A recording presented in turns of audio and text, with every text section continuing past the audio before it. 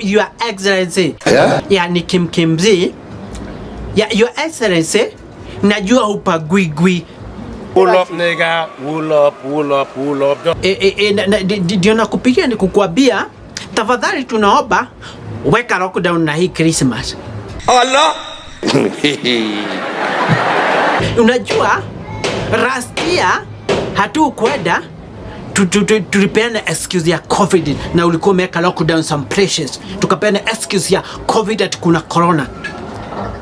Unajua sasa hii mwaka hatuwezi peana excuse yenye tupeana last year. Yesu! So ukifuga Your Excellency utatuokolea sana. Mtu yeyote ana akili timamu ataona wewe ni mshenzi sana. Ndio watu watajua umefuga hata utaenda.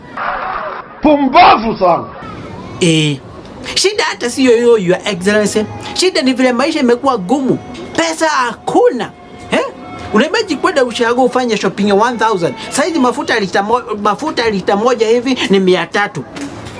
Sukari kilo 2 ni 300 inaelekea na huko 300. Ile mkate kubwa inaitwa direka koinoka 200, 1000 imeisha. Imagine shopping ya JJ kwa haka kapepa bagi ya dhao. Maajabu jamani. Hii ya JJ kwa haka kapepa bagi. Si kama ile wakati wa Kibaki shopping ya 1000 ilikuwa inajaa gunia mzima. Ulikuwa unaenda hivi ushago, unapigiwa saluti. Unaheshimiwa. Unaheshimiwa vile umepeleka sopo, lakini sasa hizo pini 1000 haijai hapa. Ndio maana ndio nakwambia fuga hichi kwa sababu tutaki aibu tukienda ushago. Alafu sasa maisha yamekuwa gumu zaidi. Ndio nakwambia mwanene fuga nchi Christmas ikisha to lockdown utakuwa umetuokolea sana sisi watu wa chini mahasula.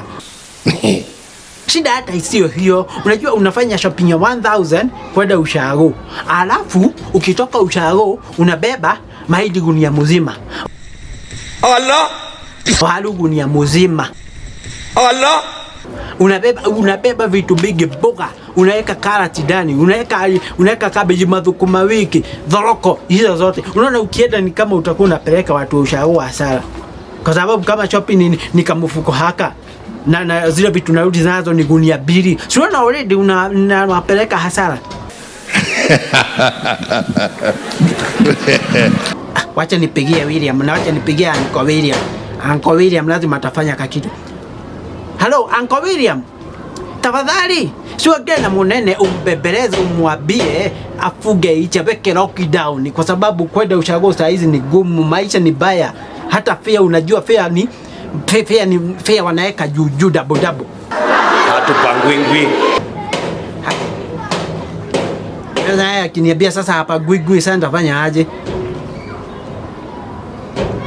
Sasa monene ndio nasema okay sawa basi hakuna shida kama hautafuga hakuna shida.